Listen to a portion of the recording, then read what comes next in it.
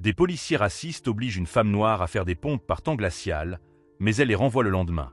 La neige tombait doucement sur les rues désertes de Minneapolis, recouvrant le sol d'une fine couche blanche qui semblait accentuer le froid mordant de cette nuit. Angela Carter, une femme noire de 34 ans, conduit sa voiture argentée dans les rues silencieuses, impatiente de rentrer chez elle. Après une journée épuisante en tant que directrice financière d'une organisation à but non lucratif, tout ce dont elle avait envie, c'était d'une cheminée allumée, d'une tasse de thé chaud et de l'étreinte chaleureuse de sa fille de 8 ans. L'horloge du tableau de bord indique 23h40 et le thermomètre affiche une température glaciale de moins 10 degrés Celsius. Alors que ses doigts gelés réglaient le chauffage de la voiture, les lumières rouges et bleues d'une voiture de police ont explosé dans le rétroviseur, illuminant l'intérieur du véhicule par des éclairs intermittents. Angela sentit son estomac se retourner. Elle savait qu'elle n'avait rien fait de mal. Elle respectait la limitation de vitesse, ses papiers étaient en règle et la voiture avait été révisée il y a moins d'une semaine. Mais malgré tout, quelque chose dans cette approche lui semblait anormal. Elle a soigneusement garé la voiture, en veillant à se garer dans un endroit bien éclairé. « Restez calme », se dit-elle, répétant le mantra que sa mère lui a souvent répété lorsqu'elle était enfant. Angela savait que les femmes noires étaient confrontées à une réalité différente dans leur rapport avec la police. Elle a ouvert lentement la fenêtre de la voiture, laissant entrer le vent glacial, et avec lui, 2 policiers blancs.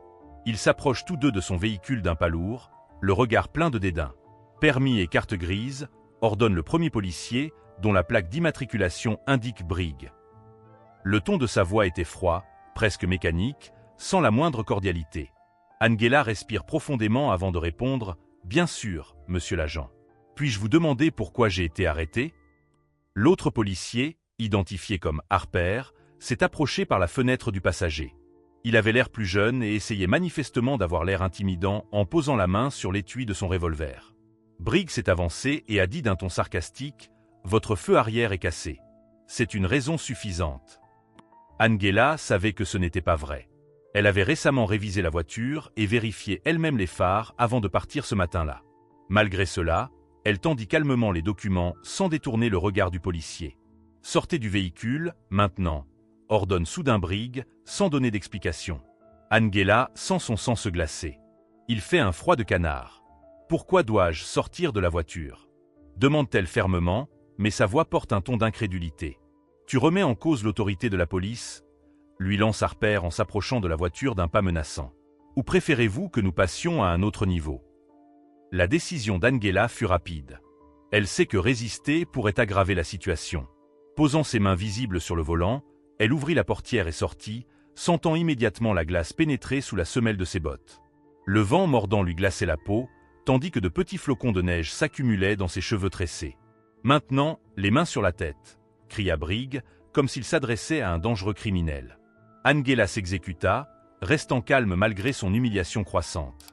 Autour d'elle, certaines fenêtres des immeubles voisins commencent à s'illuminer, les curieux observant la scène. C'est un spectacle public qu'elle n'oubliera jamais. « Si tu es si intelligente, voyons si tu peux faire 30 pompes sur le sol gelé », se moque Harper en riant et en sortant son téléphone portable de sa poche pour enregistrer la scène. Angela le regarde avec incrédulité. « Ce n'est pas une procédure normale, » dit-elle, la voix tremblante d'indignation et de froid. « C'est maintenant le cas, » rétorque Briggs en la poussant légèrement vers l'avant. « Ou préférez-vous que nous fouillions la voiture et que nous découvrions quelque chose que vous ne voulez pas que nous trouvions ?» L'insulte était claire. Angela savait qu'il s'agissait d'un abus de pouvoir. Et même si son cœur battait la chamade, elle décida d'obéir. « D'accord, » dit-elle, la voix chargée de dignité. Elle s'agenouilla sur le sol enneigé, sentant la glace lui brûler les genoux à travers son mince pantalon. Ses paumes touchent le béton gelé, tandis que Harper se penche pour tout enregistrer sur son téléphone portable, riant comme s'il s'agissait d'un spectacle. « 1, 2, 3 » compte-t-elle à haute voix, tandis que son souffle forme des nuages de vapeur dans l'air. Chaque séance de pompe semble durer une éternité, mais Angela sait qu'elle ne s'arrêtera pas là. Elle mémorise chaque détail. Les noms sur les panneaux, les numéros des voitures, et surtout, les visages de ceux qui l'ont humiliée. Lorsqu'elle termine les 30 pompes, ses mains sont engourdies et ses bras tremblent d'épuisement. Briggs sourit, satisfait. « Peut-être que maintenant tu respecteras la loi, » dit-il, comme s'il lui avait donné une bonne leçon. Angela se leva lentement, essuyant la neige sur ses vêtements et fixant les 2 policiers. « Vous n'avez vraiment aucune idée de qui je suis, n'est-ce pas ?» demanda-t-elle, sa voix portant maintenant un ton mêlant calme et autorité. Harper rit. Peu importe qui vous êtes. C'était une bonne leçon d'humilité, tu ne crois pas? Angela ne répondit pas. Au lieu de cela, elle marcha lentement jusqu'à la voiture, retenant les larmes qui voulaient couler. Au fond d'elle-même, elle savait qu'il ne s'agissait pas seulement d'elle, mais de tant d'autres personnes qui avaient vécu des situations similaires. Et elle savait aussi qu'elle avait le pouvoir de changer cela. Alors que les officiers retournent à leur voiture, satisfaits de leur victoire, Angela appelle quelqu'un sur le haut-parleur de sa voiture. « J'ai besoin de vous dans mon bureau demain, » dit-elle calmement. « Nous avons du travail à faire. » Ce que Brigg et Harper ne savaient pas, c'est qu'Angela était présidente du comité de surveillance de la police de la ville. Ce qui allait se passer dans les 24 heures suivantes serait quelque chose qu'ils n'oublieraient jamais. Angela roule dans les rues tranquilles de Minneapolis, mais la tranquillité qui l'entoure contraste avec le tourbillon qui s'empare de son esprit. Le froid qui lui avait semblé mordant était maintenant presque insignifiant comparé à l'indignation qui brûlait dans sa poitrine. Elle respire profondément, essayant d'assimiler ce qui vient de se passer. Chaque détail de l'interaction avec les policiers était gravé dans sa mémoire. Le ton condescendant, les rires débridés, le sol gelé qui semblait encore lui coller à la peau. Mais Angela n'est pas du genre à se laisser intimider. Elle savait que cette humiliation serait le catalyseur de quelque chose de plus grand. Alors que les roues de sa voiture glissaient doucement sur la neige, le téléphone main libre sonna. C'était son assistante, Carla. Même à cette heure de la nuit, Angela savait qu'elle pouvait compter sur elle. « Angela, que s'est-il passé? Tu vas bien ?» demande Carla, la voix pleine d'inquiétude. « Je vais bien, Carla », répond Angela, bien que sa voix soit plus grave que d'habitude. « Mais nous allons avoir beaucoup de travail demain. Je veux que tous les rapports de Brigg et Harper sur le comportement de la police soient sur mon bureau demain matin. Je veux aussi que vous contactiez la Commission des droits de l'homme. Nous allons convoquer une réunion extraordinaire pour discuter d'une réforme immédiate du service de police. » Je comprends, Angela. Mais, pouvez-vous me dire ce qui s'est passé? Insiste Carla. Angela hésite un instant, puis raconte ce qui s'est passé. Chaque détail est important. Chaque action de ces policiers doit être analysée et documentée. Lorsqu'elle a terminé, le silence qui régnait à l'autre bout de la ligne était troublant. « C'est incroyable », finit par dire Carla. Ils ne savaient pas à qui ils avaient affaire? Peu importe qui je suis, Carla. Cela ne devrait arriver à personne, répond Angela avec fermeté. Et c'est exactement pour ça que je ne vais pas laisser passer ça. Elle raccroche le téléphone et se gare devant sa maison. La lumière du porche était allumée comme d'habitude, un geste silencieux de sa fille, Alyssa, qui attendait anxieusement le retour de sa mère. Angela entre dans la maison et est accueillie par une chaleureuse accolade. « Maman, tu as pris ton temps. J'étais inquiète, » dit Alyssa en la serrant contre elle. Angela sourit, même si son esprit est encore loin. « Je vais bien, mon amour. J'ai juste eu une longue journée de travail. » Mais Alyssa a remarqué quelque chose de différent chez sa mère. Le regard fixe, la posture plus rigide, il s'était passé quelque chose. Pourtant, Angela ne veut pas inquiéter sa fille. Elle avait besoin de clarté et d'énergie pour ce qui allait suivre. Après l'avoir mis Alyssa au lit, Angela s'est assise dans son salon, entourée de documents et de notes. L'indignation qu'elle ressent n'est pas seulement pour elle, mais pour toutes les personnes qui n'ont pas eu la possibilité de se battre, qui ont été réduites au silence par un système censé les protéger. Elle ouvre son ordinateur portable et commence à rédiger un rapport détaillé sur l'incident. Chaque mot était soigneusement choisi. Chaque phrase portait la force de son expérience et la promesse d'un changement. Le lendemain matin, Angela est arrivée au bâtiment de l'administration publique à 7 heures précises, bien avant ses collègues de travail. Carla l'attend déjà avec une pile de documents et de rapports. « Voici les dossiers que vous avez demandés », dit Carla en les posant sur la table. Ces deux officiers ont une histoire mouvementée. Brigg a fait l'objet d'au moins 8 plaintes pour comportement abusif au cours des 5 dernières années, et Harper, bien que plus jeune, en a déjà accumulé 4. Et vous savez ce qui est pire? Aucune de ces plaintes n'a fait l'objet d'une enquête appropriée. Angela prend les documents et commence à les analyser. À chaque page, son indignation grandit. « C'est inacceptable », dit-elle, presque pour elle-même. Combien de personnes ont encore souffert aux mains de ces deux-là sans que rien ne soit fait? Peu après, son équipe a commencé à arriver et Angela a convoqué une réunion d'urgence. Autour de la table, tout le monde semble déconcerté par l'urgence, mais Angela ne perd pas de temps. Ce qui s'est passé hier soir ne doit pas se reproduire. Ni avec moi, ni avec personne, commence-t-elle, la voix ferme et résolue. Nous avons affaire à un problème systémique auquel il faut s'attaquer maintenant. Les rapports que vous voyez ici sont la preuve que l'abus de pouvoir est incontrôlable. Et si personne d'autre ne fait quelque chose, nous le ferons. Elle a présenté un plan d'action. Premièrement, Briggs et Harper seront convoqués pour donner des explications immédiates. Ensuite, toutes les vidéos des caméras de sécurité et les récits des témoins seraient recueillis pour renforcer les preuves. Enfin, Angela a prévu d'utiliser l'incident comme point de départ pour mettre en œuvre des réformes globales au sein du service de police.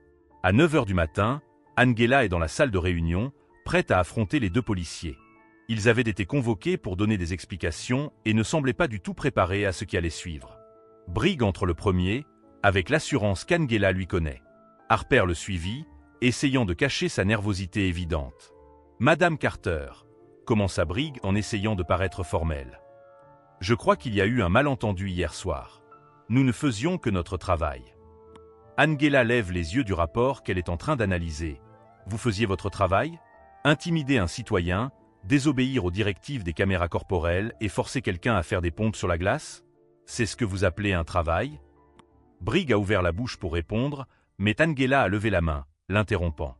« Je vous suggère de faire très attention à ce que vous dites à partir de maintenant. Nous avons des images des caméras de sécurité, des témoins et même la vidéo que vous avez enregistrée. Il ne s'agit pas d'un incident isolé. C'est le reflet d'un problème plus important qui est sur le point d'être révélé. » Harper déglutit, tandis que Briggs tente de garder son calme. Angela sait que ce n'est que le début. La vraie bataille est encore à venir, mais elle est prête à l'affronter. Au cours des prochains jours, toute la ville découvrira ce qui s'est passé cette nuit-là. Angela transformera son indignation en action, et le système qui l'a laissé tomber tant de fois sera enfin forcé de changer. Elle savait que chaque pas qu'elle faisait n'était pas seulement pour elle, mais pour toutes les personnes qui avaient besoin d'une voix au milieu de l'injustice. Les jours qui ont suivi l'incident ont été marqués par un tourbillon de réactions. La vidéo de la nuit où Angela a été forcée de faire des pompes sur la glace, enregistrée par un témoin anonyme, est devenue virale sur les médias sociaux. Le contenu choquant montre clairement l'abus de pouvoir des policiers Briggs et Harper, tandis qu'Angela a gardé sa dignité face à l'humiliation. Le hashtag Justice for Angela a commencé à apparaître sur des milliers de messages, alimentant un débat national sur l'abus de pouvoir. Cependant, Angela ne s'est pas laissée distraire par les médias sociaux. Elle savait qu'un véritable changement ne se produirait pas uniquement par le biais de hashtags, mais par le biais d'actions concrètes. Son équipe a travaillé sans relâche pour recueillir des preuves, préparer des propositions de réforme et veiller à ce que le récit reste fidèle aux faits. Le lendemain matin, Angela a convoqué une conférence de presse dans le bâtiment de l'administration publique. La salle est remplie de journalistes, de caméras et de microphones, tous impatients d'entendre sa version des faits. Lorsqu'elle prend la parole, Angela ne montre pas le moindre signe de faiblesse. Son regard est ferme, sa posture imposante et ses mots ont le poids d'une vérité indéniable. Bonjour à tous. Ce qui m'est arrivé hier soir n'est pas seulement mon histoire. C'est l'histoire de tant de personnes qui sont confrontées quotidiennement à des abus de pouvoir et qui n'ont ni les ressources ni la plateforme pour les dénoncer. C'est pourquoi je suis ici aujourd'hui. Je ne vais pas seulement demander justice pour moi, mais aussi pour tous les citoyens qui ont été réduits au silence. Angela a présenté au public les rapports qui ont révélé l'histoire trouble de Briggs et Harper. Elle a souligné les nombreux cas d'allégations contre les deux hommes qui n'ont jamais fait l'objet d'une enquête. Ces rapports montrent clairement que le système a échoué à plusieurs reprises à protéger les citoyens qu'il est censé servir. C'est inacceptable. C'est pourquoi je propose des réformes globales pour que de tels cas ne se reproduisent plus jamais. L'impact de ces propos a été immédiat. La retransmission en direct de la conférence de presse a été suivie par des milliers de personnes. Des hommes politiques, des responsables locaux et même des membres des forces de police ont commencé à se joindre à la discussion. Le débat reçoit enfin l'attention qu'il mérite.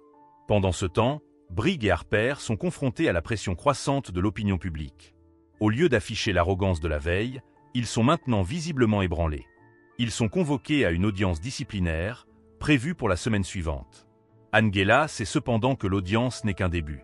L'objectif n'est pas seulement de punir deux policiers, mais de réformer tout un système défaillant.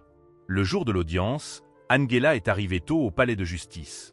L'endroit était entouré de manifestants tenant des pancartes avec des messages de soutien. « Nous sommes avec toi, Angela » et « Fini les abus policiers » étaient quelques-unes des phrases écrites en caractères gras. Angela s'est arrêtée un instant pour saluer certains manifestants et les remercier de leur soutien avant d'entrer dans le bâtiment. Dans la salle d'audience, l'atmosphère est tendue. Briggs et Harper sont assis au premier rang, l'air visiblement mal à l'aise. Angela, accompagnée de son équipe juridique, est assise à l'autre bout de la table.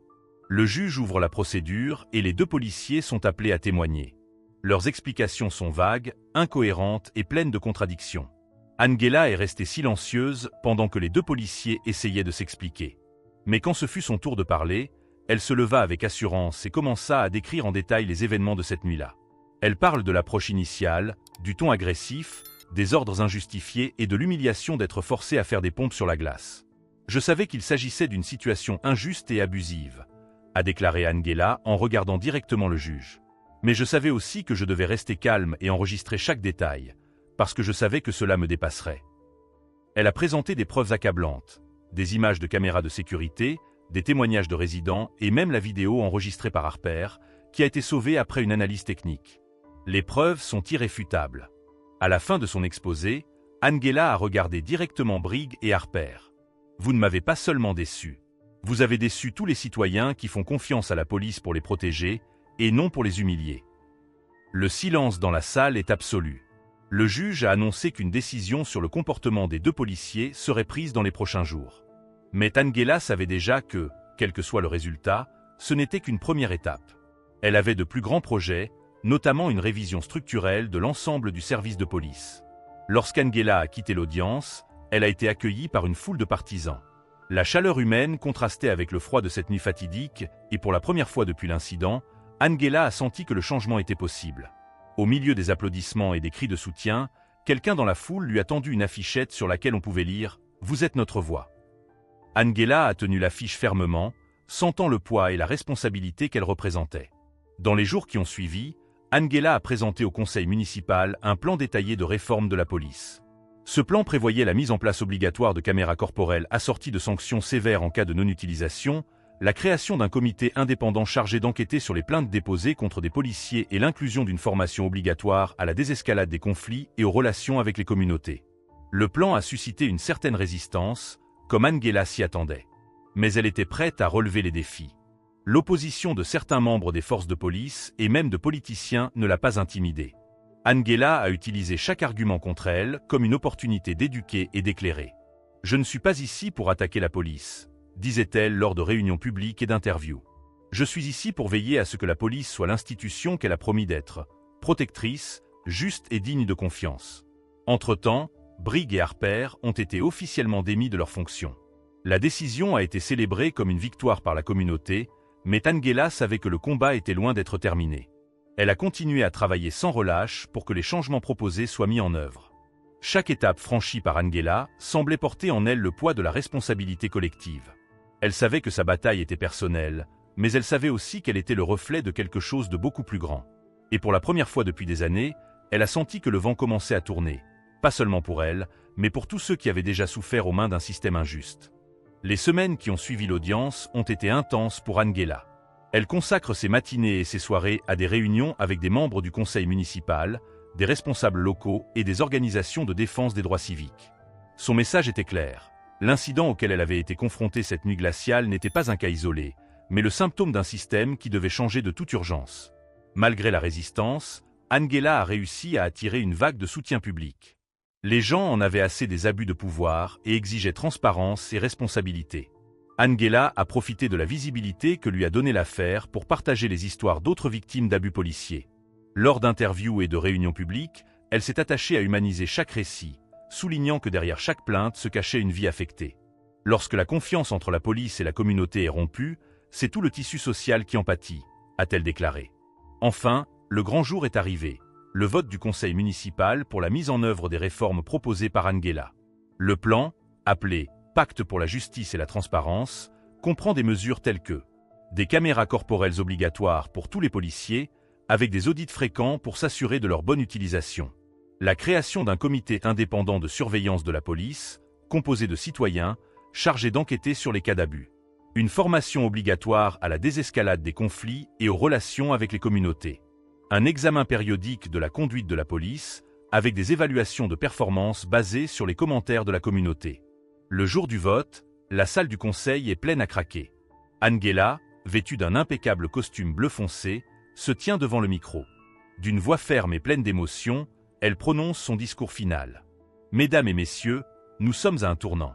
Ce qui m'est arrivé cette nuit-là aurait pu arriver à n'importe lequel d'entre vous, à vos enfants, à vos parents ou à vos amis. L'abus de pouvoir ne choisit pas ses victimes, il prospère là où règne l'impunité. Aujourd'hui, nous avons la possibilité de changer cela. Nous ne sommes pas ici pour affaiblir la police, mais pour la renforcer par la responsabilité et la justice. Angela a conclu son discours sous des applaudissements enthousiastes. Le vote a lieu et le résultat est historique. Le plan de réforme est approuvé à une large majorité. Des larmes discrètes coulent sur le visage d'Angela, qui remercie tous ceux qui ont soutenu la cause. Une fois le plan approuvé, Angela ne s'est pas arrêtée. Elle s'engage à suivre personnellement la mise en œuvre des réformes, en veillant à ce que les changements ne restent pas lettre morte. Les mois passent et les changements commencent à se faire sentir. Les nouveaux protocoles ont contraint les policiers à agir avec plus de prudence, et la présence de caméras corporelles a permis de réduire considérablement les signalements d'abus. Briggs et Harper, les deux policiers qui avaient humilié Angela, ont été officiellement disculpés à l'issue d'une enquête approfondie. Mais, à la surprise générale, Angela a invité d'autres membres de la police à se joindre aux efforts déployés pour rétablir la confiance avec la communauté.